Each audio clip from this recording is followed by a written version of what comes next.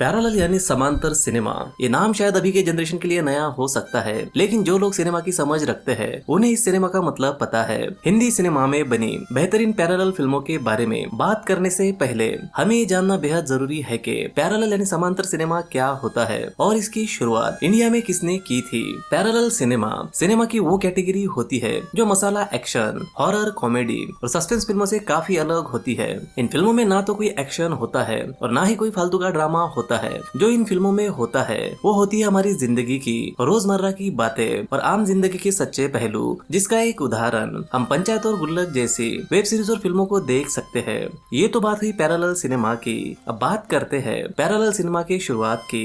India में parallel cinema की शुरुआत साल 1955 में आई सत्यजीत रे जी की फिल्म पाथेर पंचली से हुई थी।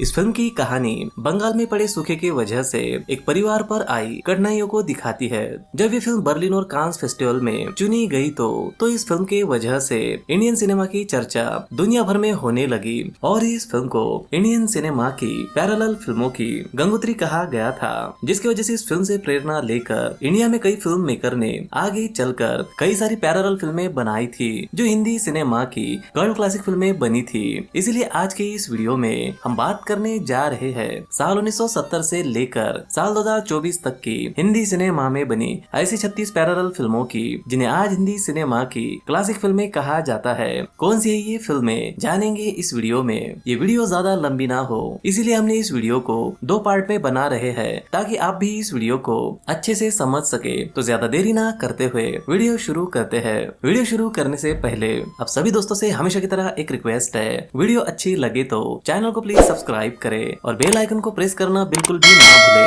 ताकि आने वाली वीडियो की आप लोगों को नोटिफिकेशन मिल सके। तो वीडियो शुरू करते हैं, let's start. Hello cinema lover, मैं हूँ हर्ष और स्वागत है आप सभी का सिनेमा जर्नी एक्सप्लेन पर।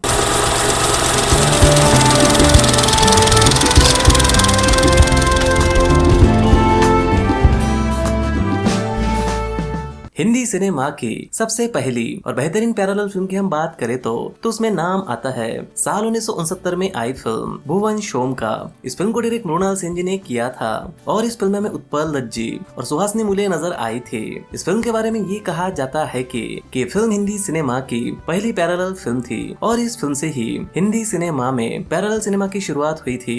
इस फिल्म की कहानी की बात करें तो इस फिल्म की कहानी भुवन शोम की होती है जो एक सख्त रेलवे अधिकारी होता है और वो अपने अकेलेपन और रूढ़िवादी जीवन शैली में जीता है। एक दिन वो छुट्टी मनाने के लिए एक गांव में जाता है जहां उसकी मुलाकात एक ग्रामीण लड़की गौरी से होती है। गांव की सरल जीवन शैली और गौरी के साथ उसकी मुलाकात भुवन के कठोर स्वभाव को धीरे धीरे बदल देती है। ये फिल्म नौकरशाही व्यवस्था और सामाजिक मानदंडों की आलोचना करती है और ग्रामीण शहरी विभाजन को बड़ी ही खूबसूरती से दिखाती है। नंबर 2, दुविधा। साल 1973 में फिल्म दुविधा, जिसे डायरेक्ट मनी कौल जी ने किया था और इस फिल्म में रवि मेनन जी और रईसा पद्मसी नजर आई थी। दुविधा फिल्म की कहानी राजस्थान की एक लोक कथा पर आधारित थी जहां एक भूत को एक नई नवीली दुल्हन से प्यार हो जाता है और वो भूत उसके पति का रूप लेकर उसके साथ रहता है। लेकिन कहानी तब मोड़ लेती है जब उस दुल्हन का असली पति वापिस आ जाता है और लोग ये नहीं सोच पाते उनमें से असली कौन है। ये फिल्म उस दौर की ऐसी फिल्म बन गई थी जिससे प्रेरणा लेकर कई डायरेक्टरों ने लोक कथाओं पर फिल्में बनाई थी।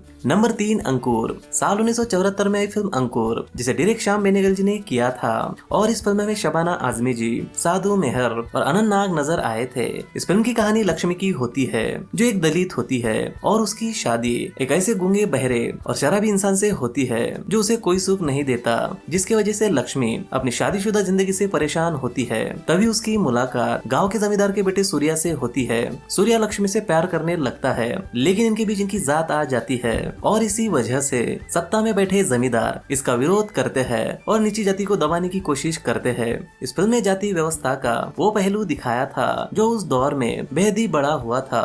इस फिल्म के लिए ये भी कहा जाता है कि फिल्म समांतर सिनेमा में आंदोलन का प्रतीक बनी थी और साथ ही इस फिल्म के लिए शबाना आजमी जी को बेस्ट एक्ट्रेस का नेशनल अवार्ड मिला था। Number 4, 27 down. साल 1974 में फिल्म 27 डाउन जोन, जिसे डायरेक्ट अवतार किशन कौल जी ने किया था। और इस फिल्म में राखी गुलजार जी, MK रैना जी और ओम शिवपुरी जी नजर आए थे। इस फिल्म की कहानी संजय नाम के एक रेलवे कर्मचारी की इर्द गिर्द घूमती है, जो अपने पिता के दबाव और अपनी स्वतंत्रता के बीच संघर्ष करता है। फिर उसकी मुलाकात शालिनी से होती है, जिससे वो प्यार करने लगता है, लेकिन पिता के दबाव में वो अपनी जिंदगी नहीं जी सकता। संजय को जीवन में एक मौका मिलता है कि वो अपने पिता की बात ना मानकर अपनी मर्जी से जीवन जीने का फैसला करे, लेकिन वो उसे जाने देता है। ये फिल्म सामाजिक अपेक्षाओं, सपनों की खोज और आत्मखोज जैसे विषयों पर बेहद ही बेहतरीन तरीके से प्रकाश डालती है। नंबर 5, गर्म हवा।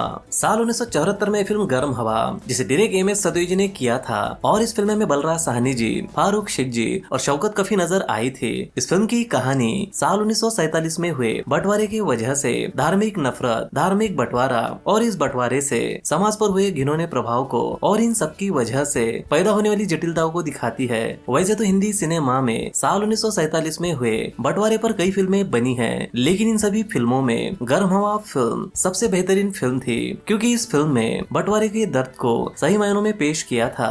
नंबर 6, निशांत। साल 1975 में फिल्म निशांत, जिसे डायरेक्ट श्याम बेनेगल जी ने किया था, और इस फिल्म में शबाना आजमी जी, नसरुद्दीन शाह जी, स्मिता पाटिल जी, गिरीश कर्नाड जी और अमरीश पुरी जी नजर आए थे। इस फिल्म की कहानी गांव के जागीरदार और एक स्कूल टीचर और उसके परिवार के बीच घूमती है, जहां गांव का जमींदार स्कूल टीचर के बीबी को अगवा कर लेता है और उसके साथ अपने साथियों के साथ मिलकर उसका बलात्कार करता है। टीचर अपनी पत्नी को बचाने के लिए हर जगह मदद की गुहार लगाता है, पर उसकी मदद कोई नहीं करता। अंत में जागीरदार उसकी पत्नी को मार देता है। ये फिल्म पैरेलल सिनेमा की बेहद ही अच्छी फिल्म थी। नंबर 7, भूमिका। साल 1977 में फिल्म भूमिका, जिसे डायरेक्ट श्याम बेनेगल जी ने किया था, और इस फिल्म में अमोल पालेकर जी, स्मिता पाटिल जी और अमरीश पुरी जी नजर आए थे। इस फिल्म की कहानी एक ऐसी सफल अभिनेत्री उषा की होती है, जो फिल्मी दुनिया की चकाचौंध में सच्चा प्यार और बेहतर जिंदगी ढूंढने की कोशिश करती है, पर उसे हर जगह निराशा ही हाथ लगती है। ऐसे में वो साधारण जीवन जीने की कोशिश में एक ऐसे अमीर इंसान से शादी करती है, जहाँ उसे हर पाबंदियों का सामना करना पड़ता है, जो उसने सोचा भी नहीं होता है। अंत में उषा इस सभी से निराश होकर अपनी पुरानी जिंदगी में वापस आ जाती है। ये फिल्म फिल्मी दुनिया में बसी उन औरतों की जिंदगी को बयां करती है, जिनकी जिंदगी ऊपर से तो सबको अच्छी लगती है, लेकिन उनका दुख उन्हें ही पता होता है। नंबर 8, स्पर्श। साल 1980 में आई फिल्म स्पर्श, जिसे डायरेक्ट सईद परांजपे जी ने किया था, और इस फिल्म में नसरुद्दीन शाह जी और शबाना आजमी जी नजर आई थी। इस फिल्म में नसरुद्दीन शाह और शबाना आजमी जी ने एक अंधे प्रिंसिपल और एक अंधे शिक्षक का किरदार निभाया था, जो अंधे लोगों के स्कूल में पढ़ाते हैं, जहाँ वे एक दूसरे के प्यार में पड़ जाते हैं, लेकिन जल्द ही उनके रिश्तों में दूरियां आ जाती है और वो प्यार के स्पर्श से फिर से जुड़ने के लिए संघर्ष करते हैं। ये फिल्म अपने मुख्य किरदारों के अभिनय के साथ साथ अंधे लोगों के रिश्तों के मुद्दों को संभालने के लिए बनाई गई सबसे यादगार फिल्म थी। इस फिल्म ने सर्वश्रेष्ठ फीचर फिल्म का राष्ट्रीय पुरस्कार जीता था। नंबर 9, आक्रोश। साल 1980 में ही रिलीज हुई फिल्म आक्रोश, जिसे डायरेक्ट गोविंद नीला जी ने किया था, और इस फिल्म में ओम पुरी जी, नसरुद्दीन शाह जी और स्मिता पाटिल जी नजर आई थी।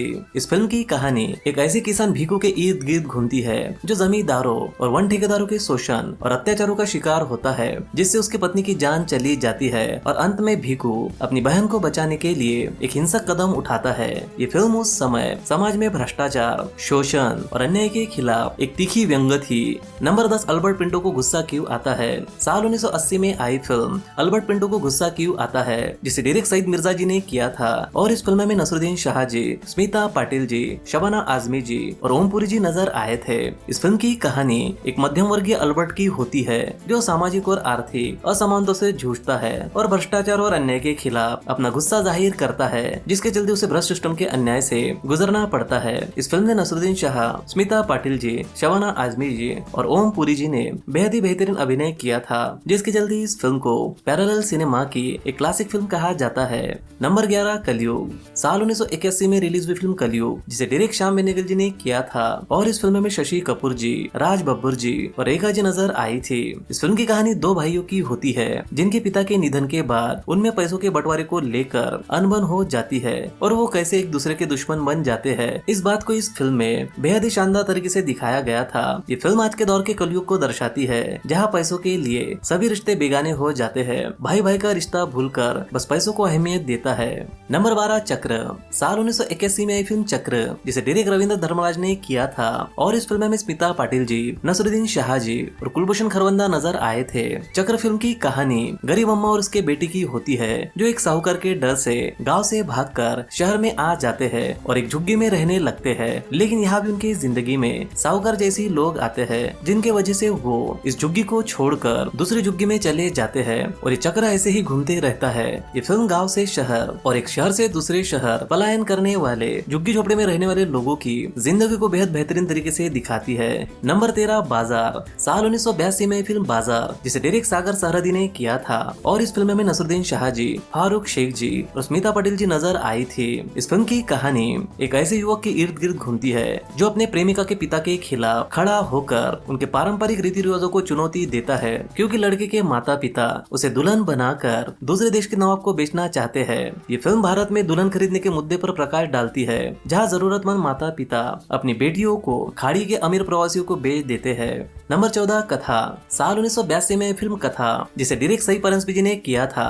और इस फिल्म में नसरुद्दीन शाह, दीप्ति नवल जी और फारूक शेख नजर आए थे। इस फिल्म की कहानी राजाराम की होती है, जो एक सरल युवक होता है और वो एक चौल में रहता है और उसकी चौल में रहने वाली संध्या से प्यार करता है, पर वो अपने सरल स्वभाव के वजह से अपने दिल की बात संध्या से नहीं कह पाता। फिर उनके बीच राजाराम का शरारती दोस्त बाशु आ जाता है, जो अपनी चिकनी चुपड़ी बातों से संध्या को फंसा लेता है, जिसके कारण संध्या के माता पिता उसकी शादी बासु से करने की बात करते हैं। लेकिन बाशु सगाई के दिन ही भाग जाता है और संध्या की सगाई टूट जाती है। फिर राजाराम अपने मोहब्बत का इजहार संध्या से करता है। संध्या उसे ये बताती है कि बासु और उसके बीच सब कुछ हो चुका है, पर फिर भी राजाराम उसे अपनाता है। ये फिल्म खरगोश और कछुए की क्लासिक लोक कथा पर आधारित थी, जो आधुनिक व्याख्या को प्रदान करती है। इस फिल्म को पैरेलल सिनेमा की बेहतरीन लव ट्रायंगल फिल्म कहा जाता है। नंबर 15 अर्थ। साल 1982 में फिल्म अर्थ, जिसे डायरेक्ट महेश भट्ट ने किया था, और इस फिल्म में शबाना आजमी जी, स्मिता पाटिल जी और राजकिरण जी नजर आए थे। इस फिल्म की कहानी एक शादीशुदा महिला पूजा की होती है, जिसके पति इंदर के दूसरी महिला कविता से संबंध होने के कारण वो पूजा को छोड़ देता है। पूजा अपने पति को खोए जाने के बाद अपने जीवन में एक नया अर्थ खोजने की कोशिश करती है, जिसके चलते वो अपने नौकरानी की बेटी को गोद लेकर अपने जीवन की एक नई शुरुआत करती है। इस फिल्म में महिलाओं की शक्ति और स्वतंत्रता को दर्शाया गया है, जहाँ पूजा और कविता दोनों ही अपनी पहचान और जीवन के मायने खोजने के लिए संघर्ष करती है। नंबर 16 अर्ध सत्य। साल 1983 में फिल्म अर्ध सत्य, जिसे डायरेक्ट गोविंद नीलानी ने किया था, और इस फिल्म में ओम पुरी जी, अमरीश पुरी जी, स्मिता पाटिल जी, नसरुद्दीन शाह जी और सदाशिव अमरापुरकर जी नजर आए थे। अर्ध सत्य फिल्म की कहानी एक ऐसे पुलिस ऑफिसर की होती है, जो अपनी ईमानदारी की वजह से गुंडों और करप्ट सिस्टम को ही अपना दुश्मन बना लेता है। आज तक हिंदी सिनेमा में पुलिस वालों पर कई मसाला फिल्में बनी है, लेकिन अर्ध सत्य फिल्म पैरेलल सिनेमा की वो फिल्म है जो इन सभी फिल्मों पर भारी पड़ती है। नंबर 17 मंडी। साल 1983 में आई फिल्म मंडी, जिसे डायरेक्ट श्याम बेनेगल जी ने किया था। इस फिल्म में हमें शबाना आजमी जी, स्मिता पाटिल जी, नीना गुप्ता, नसरुद्दीन शाह और अमरीश पुरी जी नजर आए थे। इस फिल्म की कहानी हैदराबाद में एक वेश्यालय की मालकिन रुक्मिणी बाई की इर्द गिर्द घूमती है, जो महिलाओं की प्रतिभा और उनकी कामुकता को खुलकर व्यक्त करने के स्वतंत्रता पर जोर देती है। ये फिल्म समाज के भीतर महिलाओं के शोषण, कामुकता और विरोधाभासों को उजागर करती है, जिसकी वजह से इस फिल्म की भी गिनती पैरेलल सिनेमा की बेहतरीन फिल्मों में की जाती है। नंबर 18 मासूम। साल 1983 में आई फिल्म मासूम, जिसे डायरेक्ट शेखर कपूर जी ने किया था, और इस फिल्म में नसरुद्दीन शाह और शबाना आजमी जी नजर आई थी। इस फिल्म की कहानी डीके इंदू और उनकी दो बेटियां पिंकी और मिन्नी की खुशहाल जिंदगी की होती है, लेकिन उनकी जिंदगी तब बदल जाती है जब डीके को ये पता चलता है कि नैनीताल की यात्रा के दौरान भावना के साथ हुए संबंध में उसका एक बेटा राहुल है और भावना की मृत्यु हो चुकी है, जिसके चलते डीके राहुल को अपने परिवार में शामिल करने का फैसला करता है। लेकिन इंदु राहुल को अपनाएंगी और डीके को माफ कर पाएंगी या नहीं, इसी के इर्द गिर्द फिल्म घूमती है। इस फिल्म के गानों और कहानी के वजह से ये फिल्म सभी दर्शकों को बेहद पसंद आई थी। तो ये थी वो पैरेलल सिनेमा की बेहतरीन फिल्में। अगर आप इस वीडियो पर 1000 लाइक देते हैं तो इस वीडियो का दूसरा पार्ट हम जल्द ही आपके लिए लाएंगे। तो प्लीज दोस्तों वीडियो को लाइक, कमेंट और शेयर जरूर करें, ताकि हम आपके लिए सिनेमा से जुड़ी ऐसी वीडियो ला सके। तो मिलते हैं अगली वीडियो में, तब तक के लिए बाय और टेक केयर।